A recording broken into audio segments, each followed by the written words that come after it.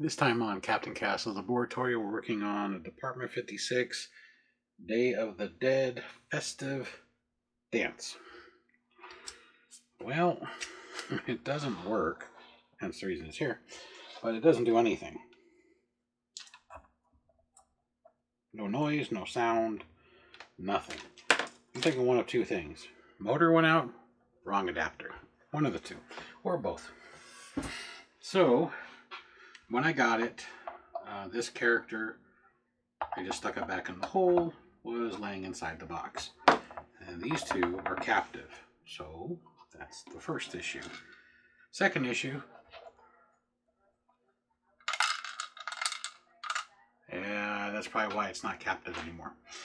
So this is very similar to the Frankenstein chasing Miss Frankenstein, I don't know what you call her, around in a circle. I have the piece, I just don't remember the name, where the motor's attached to this. And if I recall, that one's an AC adapter, meaning it's AC to AC.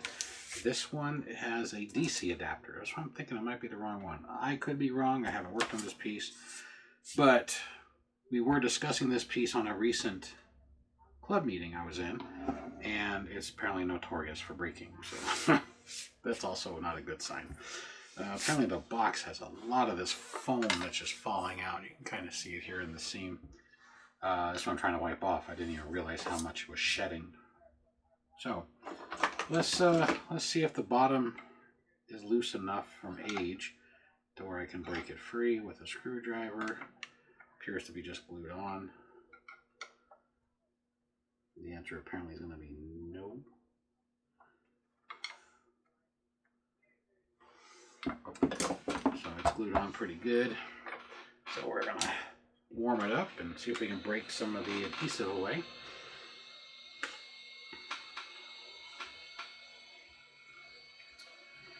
Now, while waiting for that to heat up, this doesn't appear to be damaged from bouncing around in the box. You'd think like our fan would break off or something, but no. Surprisingly, almost no damage. I'm assuming it wasn't originally a part when he shipped it to me. So the bottom's plastic and the unit itself feels like resin. So I'm just going to slowly go around and warm it up. Try and do it somewhat evenly because I don't want to warp the plastic, because the plastic has a lower melting point than the resin. Since it's just a big circle, it's just easy to go around in a big circle.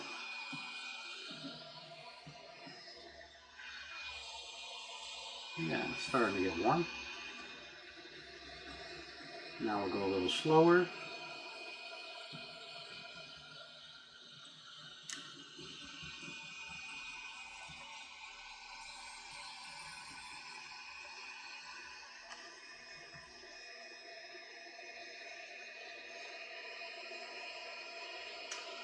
The heat pen is currently at 285 degrees Celsius, so it's rather warm, so you gotta watch your finger not to burn yourself. Set it down and pry a little bit. There's a gap right here, and there's a gap right next to where the power cord is, and no movement. So I'm gonna bump it up a little bit. Go to 315, because I do see the glue is starting to change colors, meaning it's going from opaque to clear. That means it is starting to get warm and should slowly start to release.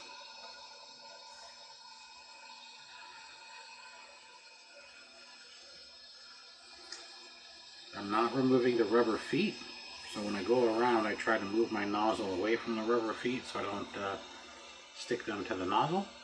Or certainly the felt feet. I guess they're technically felt.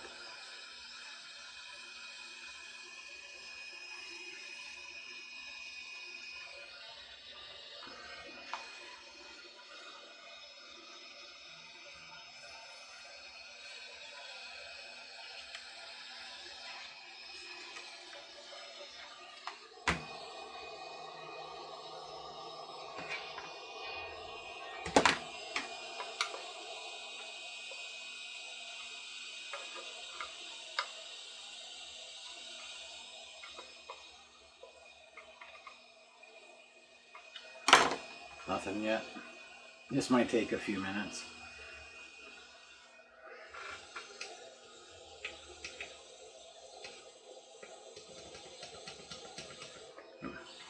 Bump it up a little hotter. So it's now heating up too. It's not at yet, but it's now heating up to 400 degrees Celsius. It's very hot because it looks like the resin probably goes in about 1/8 of an inch. I can kind of see it. This plastic is opaque. I can see there's wires right here. And it looks like the resin is actually really thick. So I'm going to have to get this nice and toasty, but still not hot enough to where I start melting the plastic.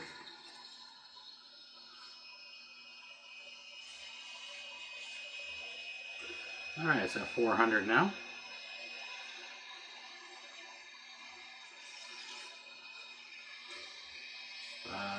Basically, this puts it outside the range of a hairdryer.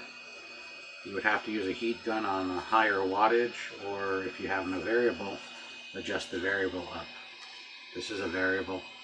It goes up to, I know that the conversion is 999 degrees Fahrenheit, but I don't remember what it is in Celsius.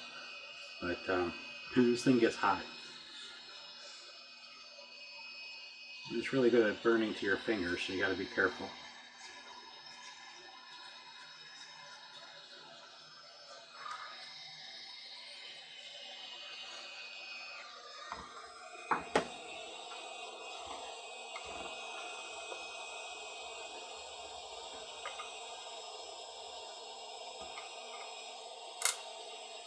A little movement.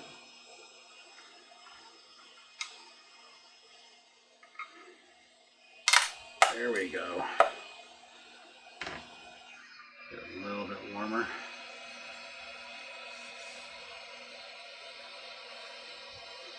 It's not breaking the unit, that's just the glue separating.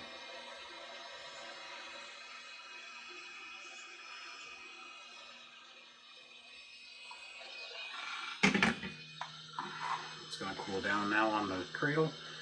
So there's a little divot right here that the screwdriver fits in, and now I'm just going to, since I already started, I'm just going to walk it around. I might have to use something like this that has a 45-degree bend. It might be easier. Or I'm just going to maybe have to do dual.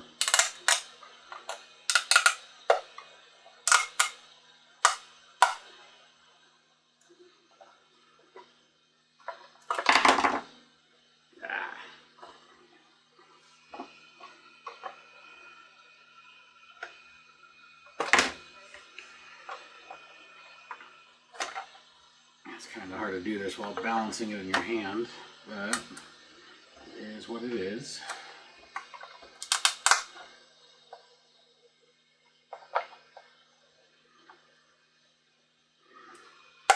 There we go.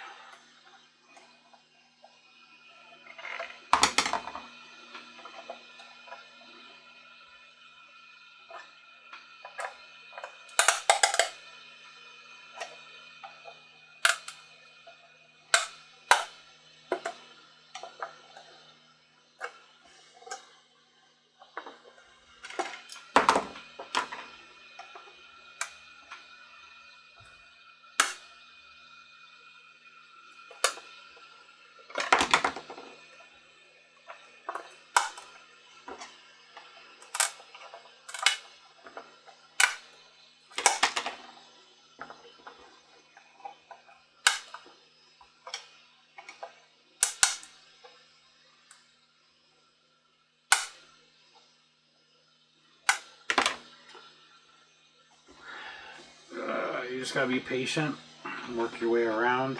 If you don't have a spudger, you can just use 2 small screwdrivers. If you have somebody that can hold it for you, it might make it a little easier.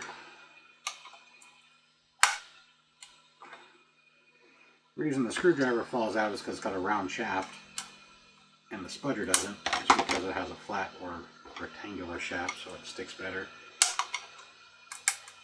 Alright, well, and there goes the screwdriver.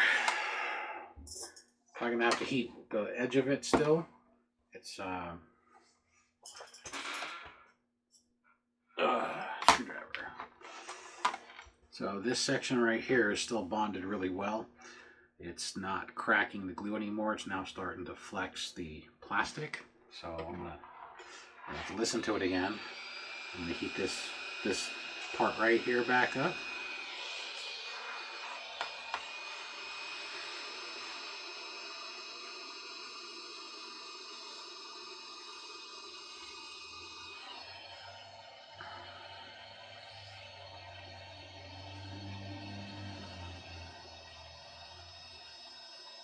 Alright, so up the temperature.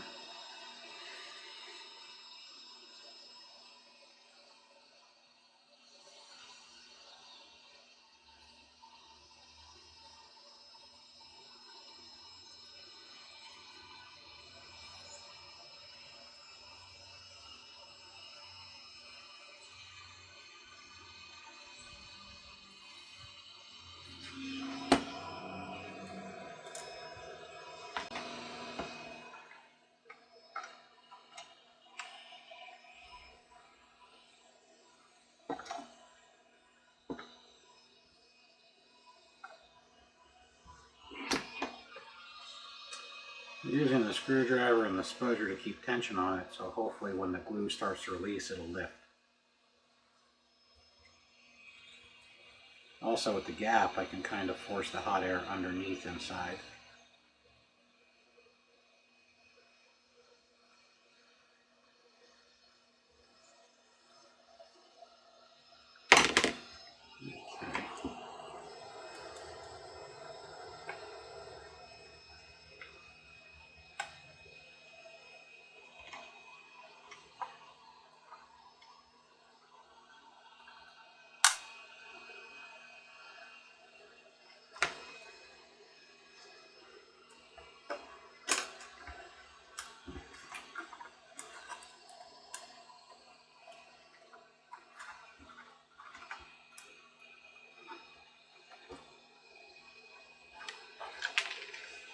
Alright, well here's the thing that's rattling around, which is a gear.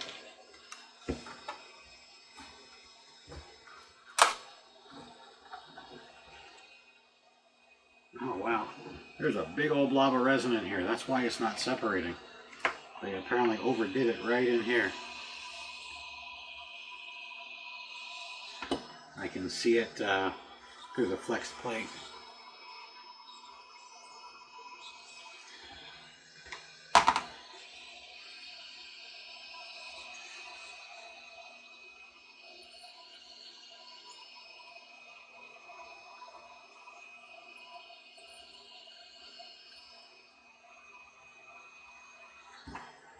Yeah, well the resin's starting to leak out, so maybe now it will separate.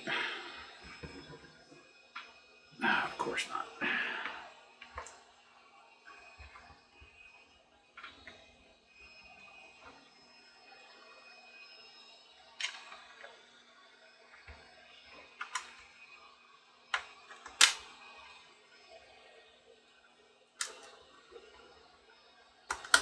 There we go.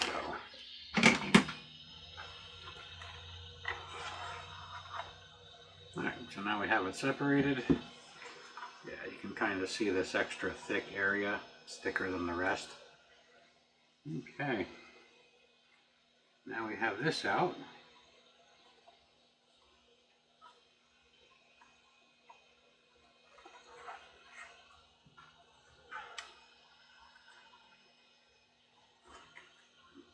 Excuse me.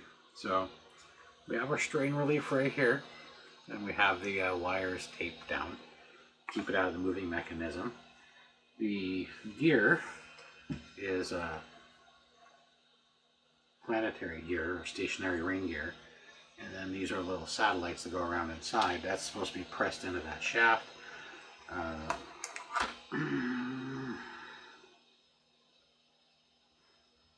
It doesn't appear to be cracked. Yeah, it's still nice and tight, but I think it just got pulled out. Now, how do we take apart the inner section? It looks like the top is threaded on, or the center brick pops out, one of the two.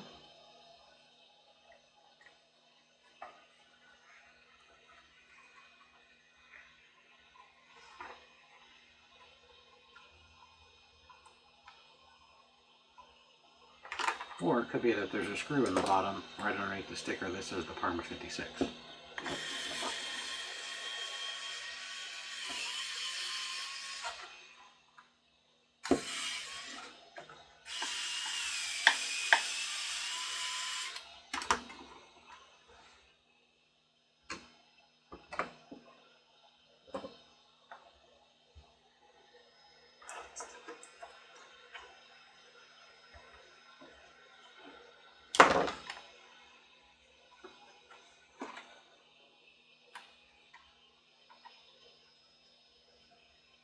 Well, the screw is spinning, but nothing seems to be coming apart.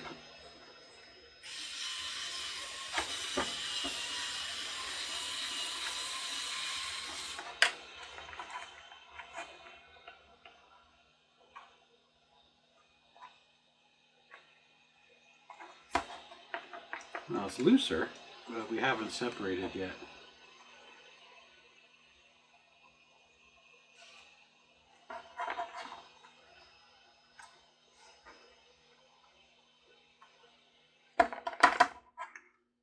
Screw is free, it's just being held in by the sticker.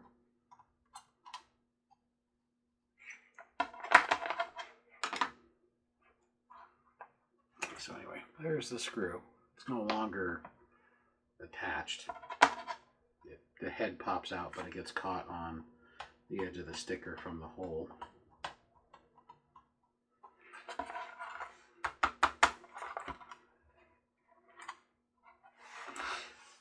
I'm going to poke this center brick and see if it moves. It looks like it's attached from the top as well as the bottom, because this just could be a glued on plate.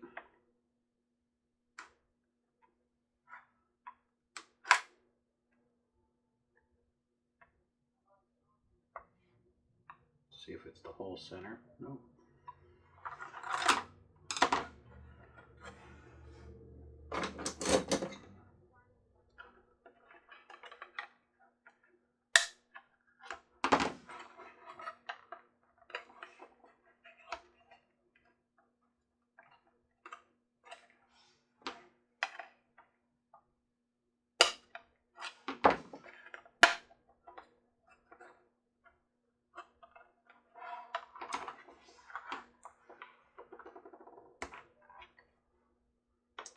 I'm going to remove the dancers because I think they're also holding it in. Yeah. So, dancers got to come out, and you have to take that screw out. That's the screw. That screw on the bottom goes right here. So do pop your dancers out. Then we'll put the gear back under this one when we take this top off. Because I want to see the motor, because I think the power supply they sent is 4.5 volts DC. Not too many of these use DC motors. And I'm thinking this one does. That looks like a standard SRF 300CA. And so here's our rings, and here's the other gear that they're not held in by anything other than the dancers, but yeah, foam everywhere. And there's our little motor, which is a 4.5 volt motor. That's actually stronger too. These little motors can handle up to 9 volts in most cases. Some of the motors were designed to handle up to 12. So when I do this, the motor is not turning. And now it spins easier. So probably all the grease that's in here, kind of like what Emax does, has destroyed the motor. Because I don't know if you can tell how shiny the belt is and how shiny the top of that motor is. There's a lot of grease in this thing. And I mean a lot of grease.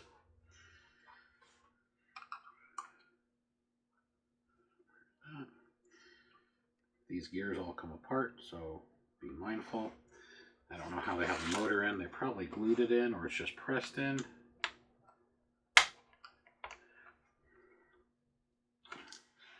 definitely held in by something.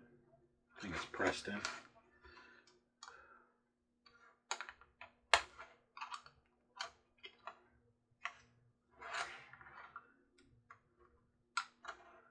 I am gonna have to get some towels or a rag or something to wipe this thing off. There's just way too much grease in here. Also, if you notice, the grease has debris in it, probably from the displays. That's probably like that moss matting, because that's what it looks like. It looks like moss strings. So I'm breaking the glue off the wires. One, I'm going to have to solder it, and two, I need to have the motor move. And part of the reason the motor's not moving is because the wires are glued down. Wires are glued down so they don't interfere with the functionality of the unit. So the wires, the insulation came off. It's still stuck to the bottom. I don't really care. The motor's bad. I'm going to solder new wires in anyway. There you go.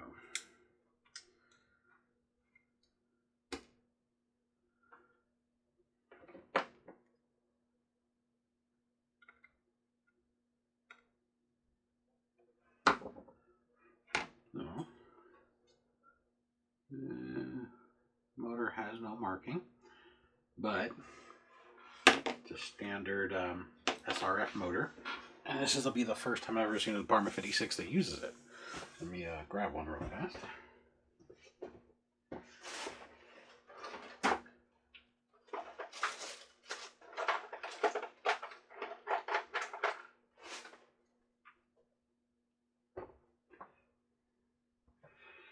So here's an SRF 300 CA.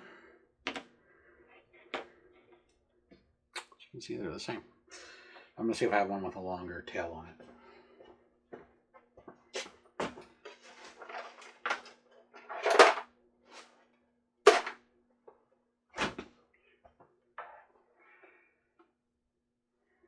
Like that. This one is an RF 300 CA. They're the same motor, but this one's made by a company that only makes three screw holes. Kind of like this has an odd one. They all have an odd one, which is this guy here. It's not threaded. That's a vent hole. It's a vent hole for the heat. So don't mistake it as a screw hole. So this is just a spacer. It's not a gear. It's how the motors were all shipped. So, or a pulley, sorry. So I'll use the RF 300 CA. We're going to solder it on. So I'm going to solder it right now. Part of the tape they used was to mask off the wires. They didn't use any heat shrink. So that's very common. It's not just to hold the wires, it was also to insulate the wires at their solder joints. While my soldering iron's heating up, I'm going to get these wires stripped. And I get out a small piece of heat shrink. What I want to do is solder it on, plug it in, see if it spins. Then I can clean up all the grease.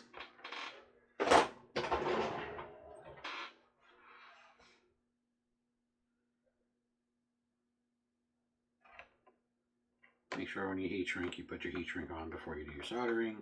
So, anyhow, when I cut these, there's a little bit of red on this one and a little bit of black on that one, so I know which is positive and which is negative. So the motor spins in the right direction. Technically on this piece, I don't think it matters too much, but we'll want it to spin the correct way. So I'm going to go ahead and re-tin the factory wiring. And I'm going to tin the motor.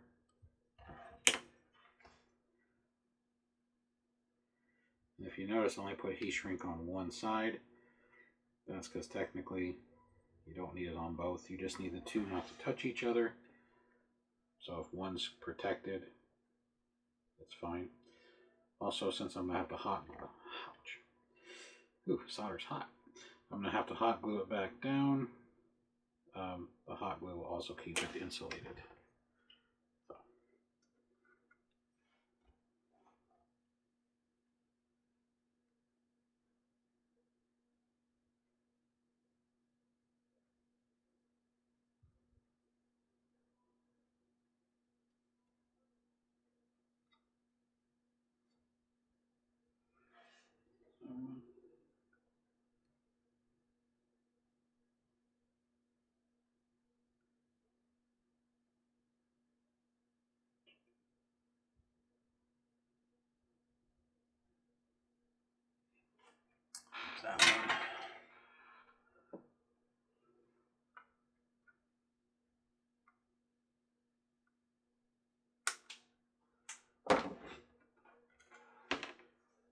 The wires aren't touching. Saw the motor jerk. It's because the motor's now spinning.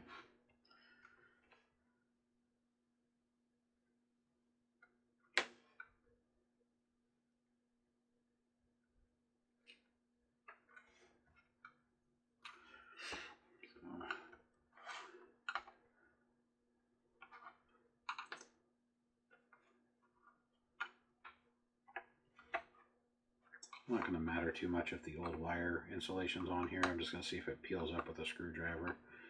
It's not going to. As long as the wires are low enough, they don't interfere with the gears. I got a razor knife right there.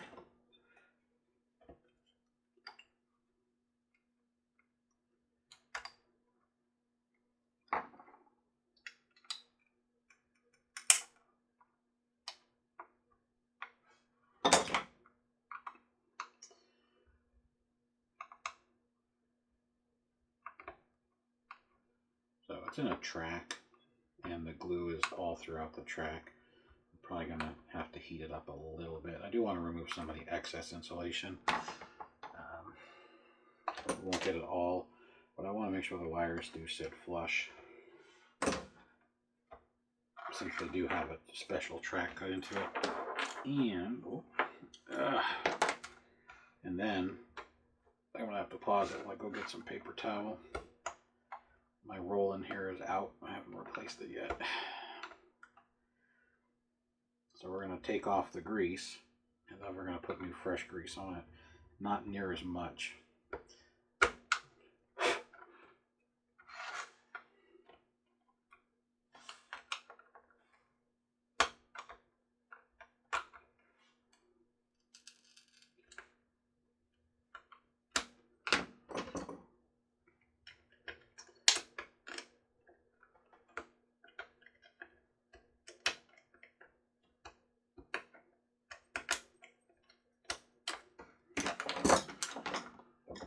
So, stuff like this, I usually pause the camera for, because it's just tedious work. It's nothing spectacular. It's just cleaning and prepping and re-lubricating.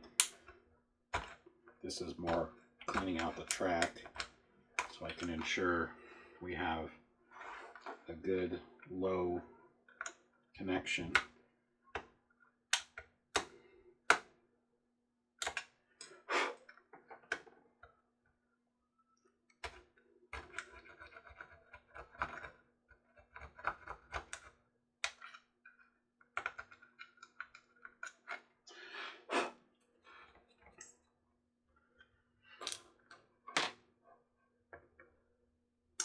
Technically, thinking about it while I'm scraping this, you may not have to heat up this whole base and remove it. If you take that bottom screw out and you pull the 3 ladies off, you can remove this. But I'm thinking when you put this black disc back on, it's going to be easier with it off. So, I could be wrong. I wasn't there when they assembled these to get an idea, but I figure it might work. I know on the Frankenstein one that has a very similar setup. It's got its own motor though. It doesn't have a gearbox like this one or a belt. You have to remove the bottom. And I figured they would have used the same style base because the brick is pretty much the same. The pattern. Alright, it's about as clean as she's going to get. There's some staining of the red into the white plastic just from the transfer of the glue. So I'm going to put this motor in the motor box.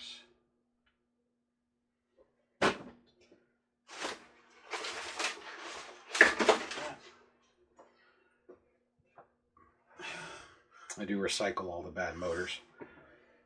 And I'm going to pause it for a moment. I'm going to go with some paper towel. We're going to clean this up. We're going to re-lubricate it using the Super Lube, which is PTFE grease.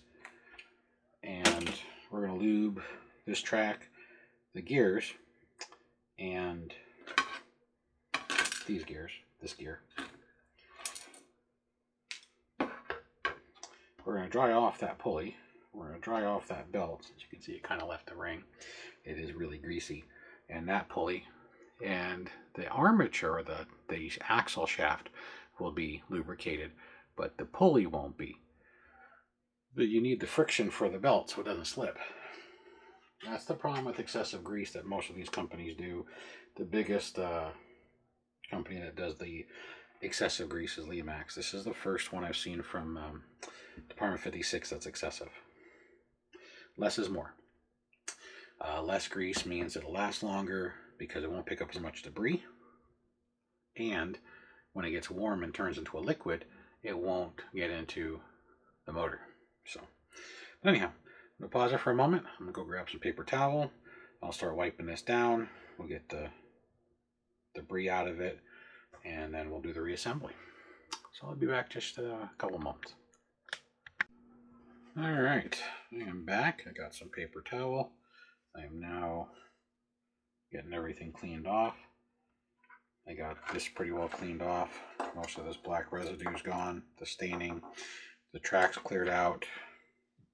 Now we're just cleaning off the pulleys and the belt, because again, it has to be dry for the friction so it spins without slipping. It's a nice belt. It's not worn. The motor probably died before the belt, only for the fact there's so much grease.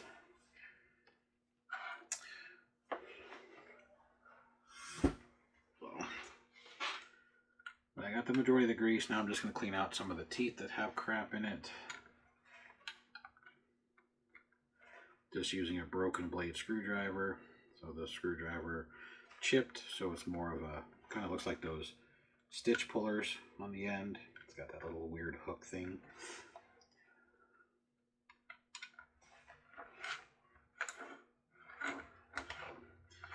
When you have it open, this is the time to do this.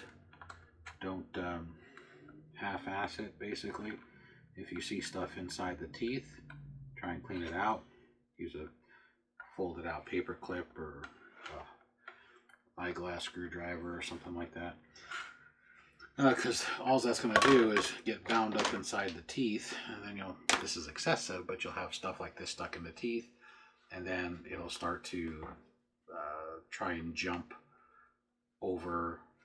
If it gets compacted enough, if it's foam as example, it'll jump and start to wear down the teeth, cause excessive wear.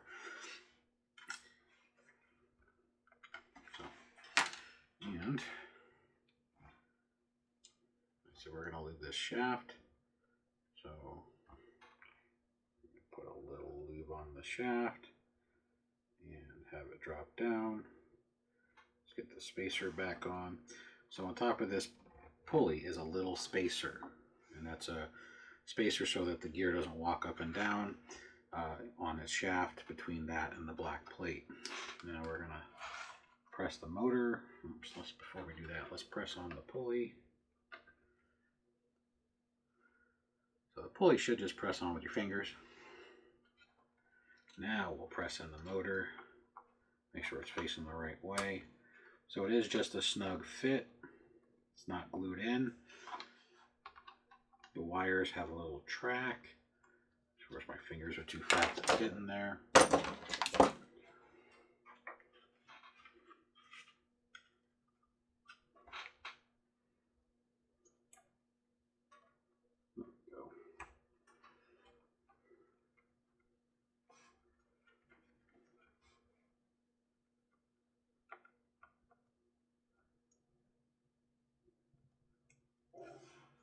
Go. And if the belt was worn, I'd replace it. It's just greasy and it's really pliable and there's no cracks. Probably staying hydrated from all that excess grease. It's also a very strange belt. It's a rectangular edged belt instead of a square belt like they normally use. So it's thicker. There we go. Now let's just make sure everything spins. It might lift the gear, but we're going to find out. There we go. Look at that. Very nice. Very nice.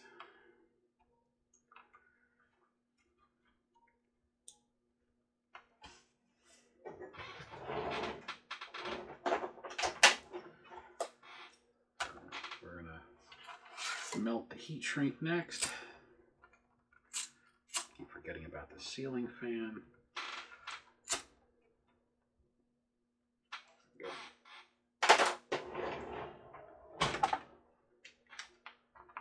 Get the hot glue. So we're going to hot glue it. I'm going to half a figure eight the wires around these studs that hold it instead of going through the center like they had originally, because that will keep tension on these wires here, so I can put a drop of glue on them and not have it lift. So as you can see, you just kind of see how I wrapped them on those two fingers. Those two fingers were just so you don't pull it tight against the edge of the gear and potentially get it caught in one of these black planetaries.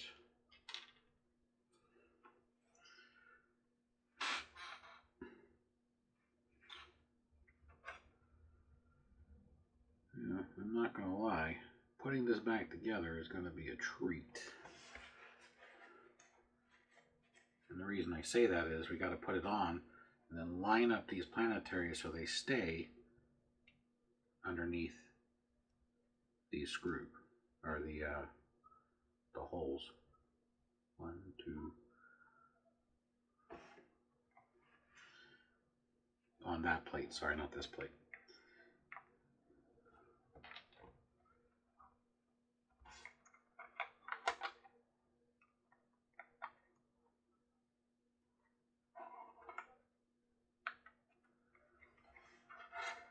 So while that's heating up, next thing I'm going to do is make sure the axles for the gears, or the gears and the pulley, go into their respective holes. So the plate has bosses on the top, that way it doesn't flex.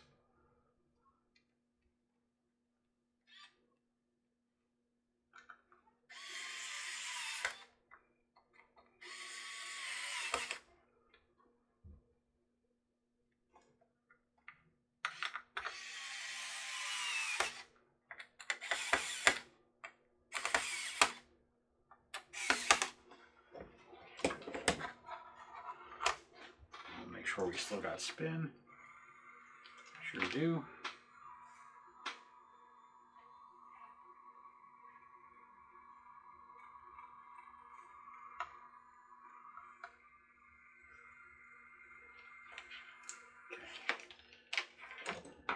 I know this other plate goes underneath it. I wanted to make sure that the motor didn't sit slightly higher because it's a different manufacturer and rub against this plate, because we have some free time while that thing heats up.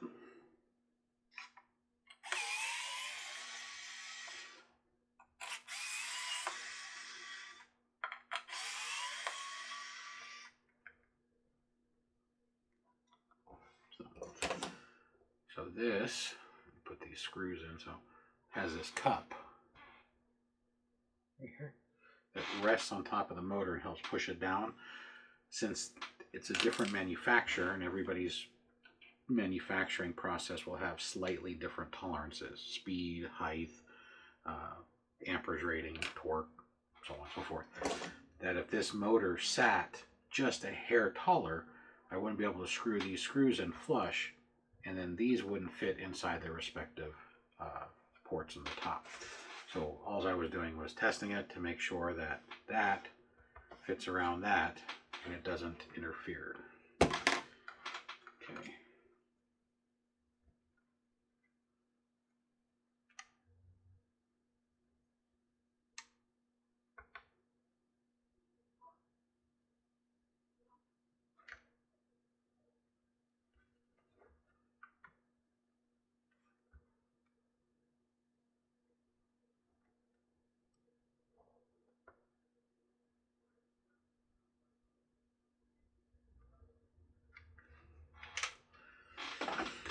Oh, I hate the glue strings. There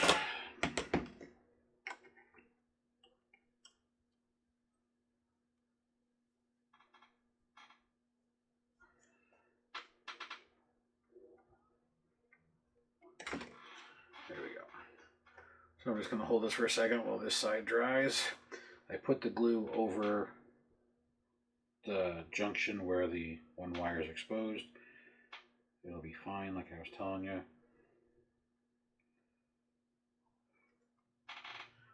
not going to affect it in any way. There we go. Now it's changing color, so I know it's good. All right, let's start the reassembly process. I'll wipe these down, get the excess off.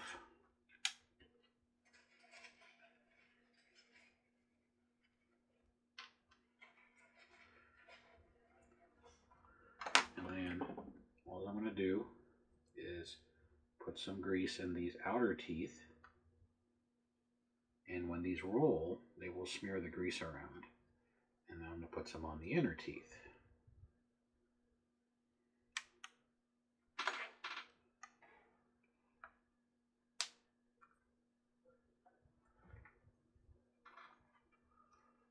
I said, less is more.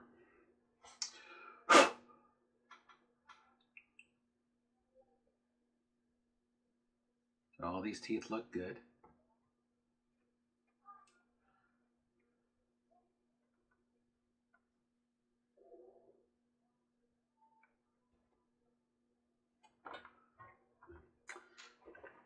Can't forget this guy.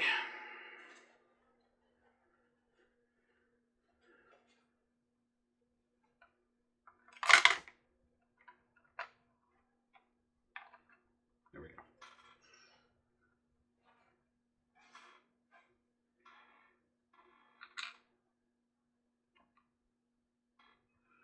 And this is where I think having it removed from the plate is going to make life a little easier, because you got to get these gears lined up with these holes. And I think if it was still inside of this, you'd have a hell of a time doing it. Where'd that last gear go? Just had it.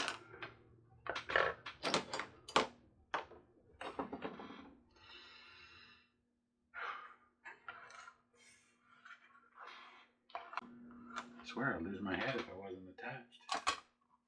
No, before a second, let's get this thing put in place. There we go. 2, 3 dancers.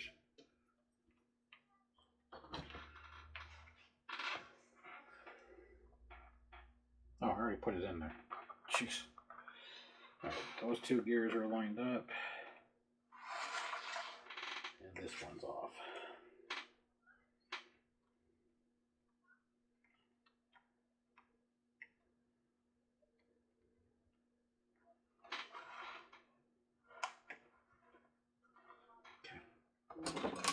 Yeah.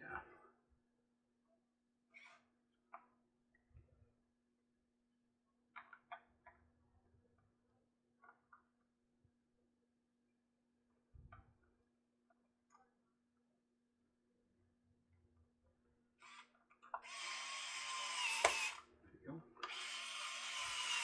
There you go.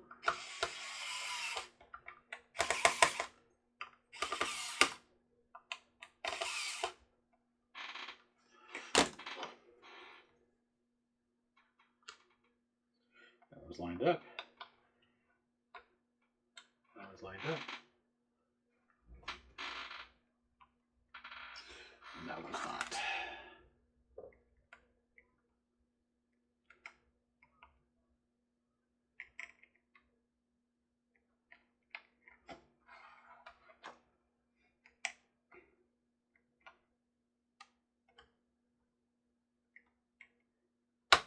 Now it's lined up. And I gotta pull it back out. There we go. Didn't mean to push it in all the way. I just wanted it to start so it's center of the gear in the teeth. There we go.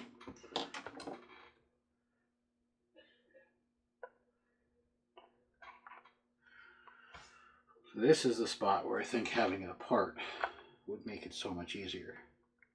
Because now, if this base was still glued in, you wouldn't be able to look sideways to see the alignment. Like putting this on, it moved just a hair, just enough that this dancer won't line up with the gear again. So they can use the pliers, and now she's on the gear. So technically you can do it without taking it apart, but this is where I think you'd encounter the pain in the butt section. That's my gear. And lastly, so I'm looking through the side this way to see, and of course by moving this around in a circle, the gears are shifting just a little bit. There we go. And let's see if it works.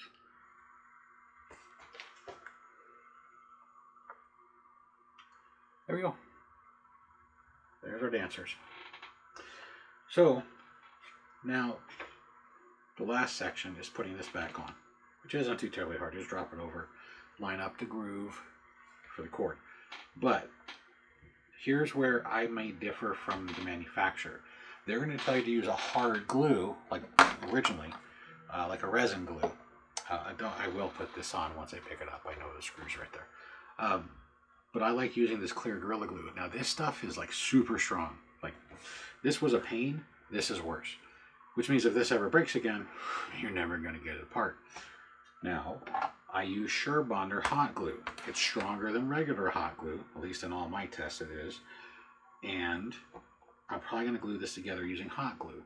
The downside is hot glue, when it gets warm, separates. So if this is stored in an attic or a carport or a garage or a shed, and the temperature reaches 100 degrees outside at any point, inside that attic or shed or garage, it might reach close to 200 degrees.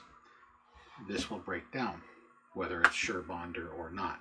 It's going to eventually fail. So that's where you're going to have to make your decision. Do you want to make it more permanent and hope that the motor never fails? Or do you want to make it less permanent so if you ever have a problem, you can take it back apart? I'm going to go with this. What is it catching on? I saw it catch twice. Oh, I see. Apparently I didn't smooth out the hot glue low enough, and it's catching on the hot glue. So let me get this to right there, and let me get rid of that hot glue. So remember I said it's got a track? Well, in that track I put that little dab of hot glue, and I thought I cleaned it off with the whatchamacallit, the screwdriver. Apparently I missed a piece.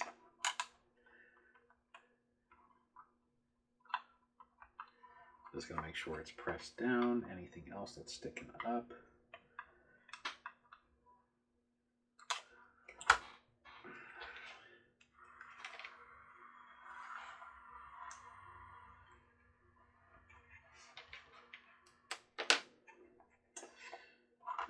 Apparently, I'm probably gonna have to use super glue on the wire because the hot glue is not adhering like it should, and I think it's because it was so greasy. This one's tight. There we go.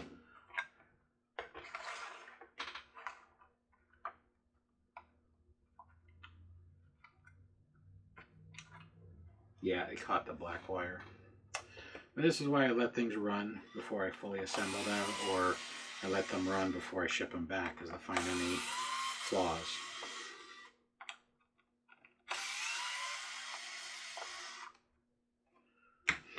Now, you can see the black wire is not straight anymore. And that would be because when I peel that ribbon of hot glue off, it peeled the whole thing off. Well, the other gear must be right there.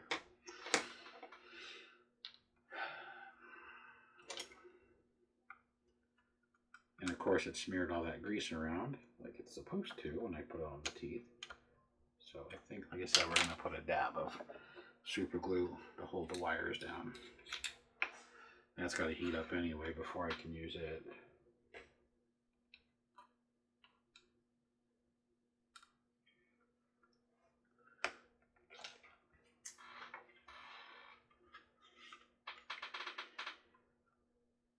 So if the motor wires ever fail, the you're just going to have to scrape out the track if you use super glue. Maybe you'll have better luck if you have this piece with hot glue as far as keeping the wires flush. But I'm going to do super glue since the hot glue didn't work. Probably going to have to let that wait a second because this isn't drying very fast. Probably because of the grease. So I'm just going to hold it since I already got it on my finger. Now I have super glue on my finger.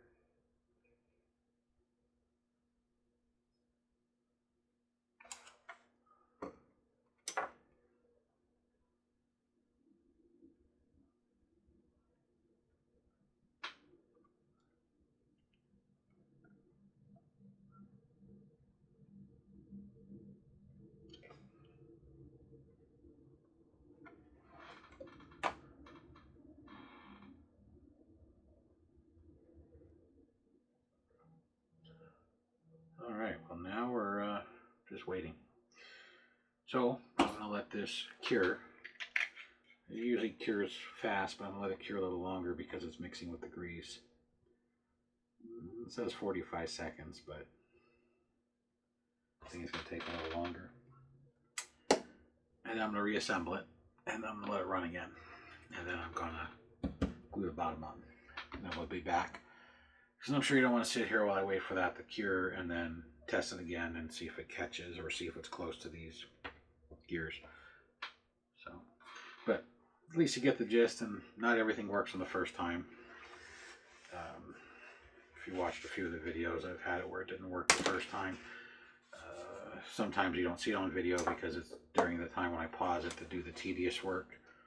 So as far as this goes, it's the same motor as Lemax. So if you have a lot of Lemax, it's the SRF 300CA or the RF 300CA. The belt is probably a 20 millimeter, and Skull Crane kit has that belt in it. It's not a rectangular or squared belt, it's a round belt. It's fine. The pulleys are curved, not squared, so it's totally fine. Gears, this is similar to the Impossible gear from Lemax. It's not, it's smaller.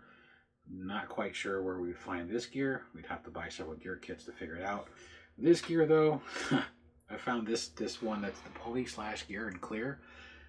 It looks identical. I've found it in multiple things that for like VCR repair kits, which they still have, and they still have this style pulley gear. The other gears that are in here, they look pretty standard. There's 3, and they look like they're the standard gears and standard gear kits. So the only ones you may have a problem with is going to be the planetaries and this one right here. Planetaries, you can find the right teeth. They don't have to have the smooth top like this does. The smooth top is just so if it rides on the edge, it can't drop all the way in. If your planetary is a tight fit, it won't drop in anyway. So as far as the mechanism in here to rebuild it, the only one I see an issue with is going to be this guy. These I think we can find. This one may be a little tougher. And you don't want to break this piece either, which has the other gear like that that's cast into it. Characters, try not to drop them. They seem pretty fragile for resin, especially the arms because they're thin. Wiring, just 2 wires. It is 4.5 volts, so if you lose your AC adapter from Department 56, you can get a cheap one from Lemax, and hey, it's the same thing. Because that's what this is. This is a Lemax adapter. He sent me the adapter with this. When I saw it was a 4.5 volt DC adapter, I'm like, I don't need to pull it out of this box and unwrap it when I already have one plugged into my bench all the time. Yeah, so, but strain relief, you should probably never have to deal with it unless you need to replace this piece. You can buy pigtails with this 5mm barrel end on it on Amazon. They usually come in 2 packs. You can get them in 5 packs, 10 packs, so on. They may not be the same length. They're probably a little bit shorter, but all you do is unscrew it, remove the glue, rewrap it, solder it in. Center pin is hot, outer barrel is negative. Some of these are marked with like solid dashes. This has got really long dashes on one, and then the text about its rating on the other. The long dashes is the hot or the center pin, which is the red wire over here. Technically, if the dancers are spinning the other direction, it won't matter. But if you want it to look original, keep it in the right direction, red to hot, black to not, or negative, or else the plate, instead of spinning, I think it spins clockwise, would spin counterclockwise. Something like this doesn't have a directional restriction, meaning the motor doesn't care if it goes backwards or forwards, but some motors do and some gearboxes do, where the gears cannot go in reverse. They're directional. Usually they're attached to a synchronous motor, and the synchronous motor will say like CW or CCW. If it's one that says CCW/CW, then it's in a system that can reverse directions automatically and it won't affect it. So probably more information you care to know, but just giving you a little heads up on motors and direction. What if I switch the wires? Just the dancer spin the other way. That's it. So, but anyhow, I'm gonna go ahead and pause this. I'm gonna let this cure. It's still more reflective than it should be. If it doesn't cure, I'm gonna have to wipe all the grease off, sanitize it with some rubbing alcohol, glue the wires down, let them cure, and then re-grease it. We're gonna see. Then I'm going to test it and then reassemble it. I'm going to use the hot glue to bond this. We'll look at it when it's fully assembled in its casing, which should look similar to what it did just a few moments ago without its casing. And then we're good. I'll be back in just a moment. Okay, well, we're back. I went ahead and re-glued that wire and cleaned up and re-lubricated it. Put it all back together, and I hot glued the bottom on like I said I was going to. I had to put a new stick, well, part of a stick. The stick I buy is 75 foot long, so I had to cut a section off. But anyway, there you go. Can't do a low light because, well, it ain't got lights. So here it is, and you can see the bottom stays on. It's not dropping out with the hot glue. So, some people think the hot glue is not strong enough, but it is. Before I started filming, I had it running for, I don't know, a minute and a half, just to make sure. I centered the disc, but it is still off center in the rotation, which I thought was weird, because the bottom is centered as best as it will, where the cord lines up and that notch lines up that I got the screwdriver to start with. So now in the future, if the belt breaks, if the motor fails, if one of the gears break, instead of spending all that time we did at the beginning prying it with a spudger and a screwdriver and getting it really hot with a heat gun, now you can use a hairdryer, because it'll get hot enough on high to cause the hot glue to become tacky, and you can peel it off. Then you let the hot glue cool down. Oh, I say that 3 times fast. And then you can peel off the hot glue and then re-hot glue it.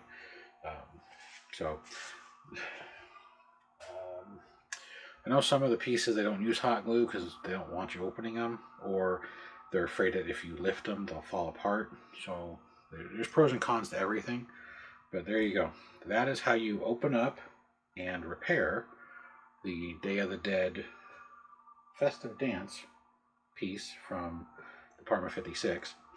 You just need a screwdriver or a spudger, or both, as you saw, and a heat gun that gets really hot. You can break that resin. And the PTFE grease I get from Happy Holidays Parts. You can get it other places too, but when I order stuff, I usually order a couple of tubes, and he sends me a little baggie with them, just because they're easier to squirt into places instead of getting like a jar or the size of a toothpaste container from the hardware store. So there you go. And then it's all set. 4.5 volt adapter. Limax or theirs or generic, doesn't matter. The one that came with it is rated at 0.4 amps or 400 milliamps. This Limax adapter is 800 milliamps or 0.8 amps. Doesn't matter as long as the amperage is no lower than what they recommend. Most of these motors only run at 0.2 amps. But you always want to have a buffer of a minimum of 10%. Most of these are like 30 to 50. So other than that, this one's done. Comments below. Stay tuned for the next one. Also, watch for giveaways throughout the rest of this year. All right, till the next one.